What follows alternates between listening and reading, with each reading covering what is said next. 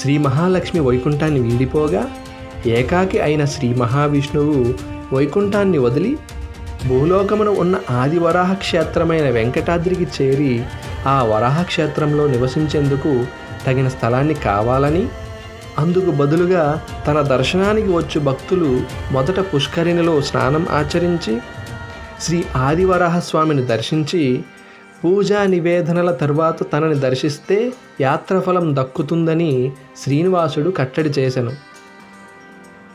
కాబట్టి యాత్రికులు ముందుగా శ్రీ వరాహస్వామిని, ఆ తరువాతే శ్రీవారిని దర్శించుకోవడం తప్పనిసరి. బ్రహ్మపురాణం ప్రకారం ముందుగా శ్రీ వరాహస్వామికి నైవేద్యం సమర్పించాలి.